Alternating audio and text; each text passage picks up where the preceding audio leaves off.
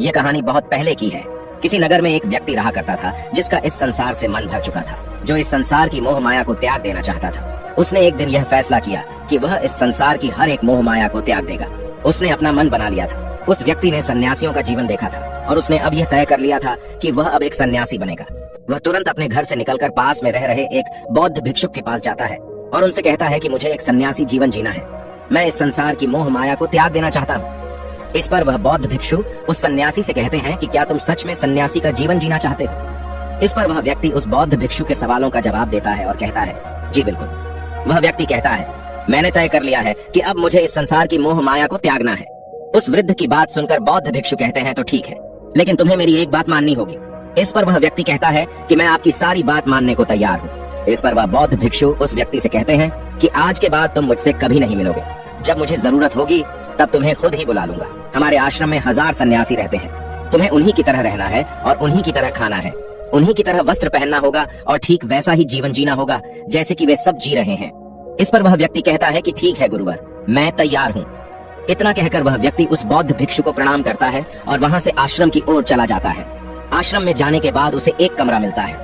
वहाँ जाकर चुपचाप बैठ जाता है। आश्रम में रहने वाले सभी लोग उसे चावल कूटने का काम दे देते हैं। वह व्यक्ति उन 1000 सन्यासियों के लिए हर रोज चावल कूटने का काम करने लगा। इसी तरह उसका जीवन व्यतीत होने लगा। उसे लगता था कि जब गुरुजी को उसकी जरूरत होगी तब वह उसे बुला लेंगे। इसी इंतजार में वह व्यक्ति वहाँ रहने लग जाता है। वह सुबह से लेकर शाम तक केवल चावल कूटने का ही काम करता था। उसे यह काम करते करते धीरे धीरे 12 साल बीत गए। अभी तक वह बौद्ध भिक्षुओं ने उस चावल कूटने वाले व्यक्ति को कभी नहीं बुलाया। लेकिन यह काम करते करते अब उस चावल कूटने वाले व्यक्ति के मन में कोई भी विचार नहीं रह गए थे।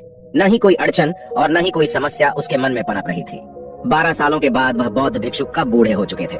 उन्हें लग चुका था कि अब उनका अंतिम समय आ चुका है और उन्हें अपना एक उत्तराधिकारी चुनना होगा। इसीलिए उन्होंने पूरे आश्रम में घोषणा करवा दी कि जो कोई भी मेरा उत्तराधिकारी बनना चाहता है वह देर रात में मेरे कमरे के बाहर 4 पंक्तियां लिखकर जाएगा और उसे उन पंक्तियों में बताना होगा कि जीवन जीने का सही तरीका क्या है, इस जीवन को किस तरीके से जीना सही है। इस जीवन का सत्य लिखना होगा। लेकिन एक बात याद रखना, उसे खुद के अनुभव के द्वारा लिखना होगा। किताब में कही हुई बातों को नहीं लिखना होगा या कहीं से नकल मारकर नहीं लिखना है। जो भी यह बताने में सफल हो जाएगा वही मेरा उत्तराधिकारी होगा। आश्रम में जितने भी लोग रह रहे थे वह सब उस बौद्ध भिक्षु को बहुत मानते थे। कोई भी उन्हें धोखा नहीं देना चाहता था। सभी भिक्षुओं के मन में यह चाहत थी कि वह उनका उत्तराधिकारी बने, लेकिन कोई भी यह काम करना नहीं चाहता था। उन 1000 बौद्ध भिक्षुओं में से एक विद्वान भिक्षुक ने बहुत ही हिम्मत जुटाकर अंधेरी रात में दीवार के बाहर लिख दिया कि मन एक दर्पण की तरह है, उसमें धूल जम जाती है। उस धूल को साफ कर दो तो सत्य अनुभव में आ जाता है और सत्य मिल जाता है। ये 4 पंक्तियां उस शिष्य ने बड़ी हिम्मत जुटाकर अपने गुरुवर के कमरे के बाहर लिख दिया। अगली सुबह जब बौद्ध भिक्षु उठे और कमरे के बाहर लिखी 4 पट्टियों को पढ़ा और कहा कि किस मूर्ख ने लिखी है, मेरी दीवार को किसने खराब कर दिया है, उसे पकड़कर अभी मेरे पास लाओ। जब आश्रम में सभी लोगों ने पता किया तो पता लगा कि वह विद्वान शिष्य उन पंक्तियों को लिखने के बाद रात्रि में ही उस आश्रम को छोड़ दिया था, क्योंकि यह विचार उसके अपने नहीं थे। और विद्वान शिष्य ने जाते जाते अपने कुछ मित्रों से कह दिया था, सुबह अगर गुरुवर को मेरी कुछ 4 पंक्तियां पसंद आई तो वह लोग मुझे बता देंगे, और अगर इन 4 पंक्तियों को पढ़ने के बाद गुरुवर गुस्सा हो जाएं तो तुम सब मेरा पता उन्हें कभी भी मत बताना। आश्रम के सभी लोग चिंता में पड़ गए कि कितनी अच्छी पंक्तियां तो लिखी हैं उसमें, फिर भी गुरुवर नाराज क्यों हो गए। इतनी अच्छी बात तो लिखी थी उसने कि माँ ने दर्पण की तरह है, अगर उसे साफ कर दिया जाए तो उसका प्रतिबिंब स्पष्ट दिखने लगता है। वे सब कहते हैं, चलो देखते हैं कि गुरुवर को ऐसा उत्तराधिकारी कौन मिलेगा जो उनके सवालों का सही जवाब उस दीवार पर लिख सके। वह कौन होगा जिसके पास इससे भी विचार होंगे। कुछ लोग यह सब बातें उस चावल कूटने वाले व्यक्ति के कमरे के बाहर कर रहे थे। वह चावल कूटने वाला व्यक्ति पूरी बातें सुन लेता है और जोर जोर से हंसने लग जाता है। लोग उससे पूछते हैं, इसमें हंसने वाली बात क्या है, तुम्हें इसमें क्या गलत लगता है। वह चावल कूटने वाला व्यक्ति कहता है, गुरुवर सही तो कह रहे हैं कि किस नासमझ ने यह सब लिखा है। इस पर वैसे लोग गुस्सा हो जाते हैं और उस चावल कूटने वाले से कहते हैं कि तुम्हें क्या पता, तुम तो 12 सालों से सिर्फ चावल कूटने का ही काम कर रहे हो। तुम्हें किस बात का ज्ञान है, ना तो तुम्हें शास्त्रों का ज्ञान है और न ही गुरुदेव ने तुम्हें कभी ज्ञान दिया। अगर तुम्हें इतना ही ज्ञान है तो तुम ही क्यों नहीं अच्छे शब्द बता देते। वह व्यक्ति हंसते हुए कहता है कि ठीक है, मैं जरूर बता दूंगा, लेकिन इतने सालों से मैंने लिखने का अभ्यास नहीं किया हूँ तो लिखना मैं भूल गया हूँ। मैं बातों को जरूर बता दूंगा, लेकिन किसी को मेरी बातें लिखनी होगी। और यह भी याद रखना कि मुझे उत्तराधिकारी बनने का कोई भी शौक नहीं है। इस पर वैसे लोग कहते हैं, तो ठीक है, क्या लिखना है बताओ। वह चावल कूटने वाला व्यक्ति कहता है, तो लिखो जो मैं बता रहा हूँ। कैसा दर्पण कैसी धूल, न कोई दर्पण न कोई धूल, जो इसे जान लेता है वह सत्य को प्राप्त हो जाता है। यह बात उस गुरुदेव के कानों में पड़ जाती है। आधी रात को वह गुरुदेव उस चावल कूटने वाले व्यक्ति के पास आते हैं और उससे कहते हैं कि तुम यहाँ से चले जाओ, वरना यहाँ पर रहने वाले आश्रम के सभी 1000 लोग तुम्हें छोड़ेंगे नहीं। यह जोगा ले लो, तुम मेरा उत्तराधिकारी बनना चाहो या न जाओ, इससे कोई फर्क नहीं पड़ता। तुम उत्तराधिकारी बनो या न बनो, लेकिन जो शब्द तुमने कहे थे वही शब्द बिल्कुल सत्य हैं और जीवन के अनुभव को दर्शाते हैं। इसलिए मन ही मन मैं तुम्हें अपना उत्तराधिकारी मान लिया हूँ। और अगर यह बातें उन 1000 आश्रम वाले लोगों तक पहुँच जाएंगी तो वह सब तुमसे जलने लगेंगे और तुम्हें चोट पहुँचाएंगे। यह लोग बर्दाश्त नहीं कर पाएंगे। ये चावल कूटने वाले व्यक्ति उत्तराधिकारी कैसे बन सकता है?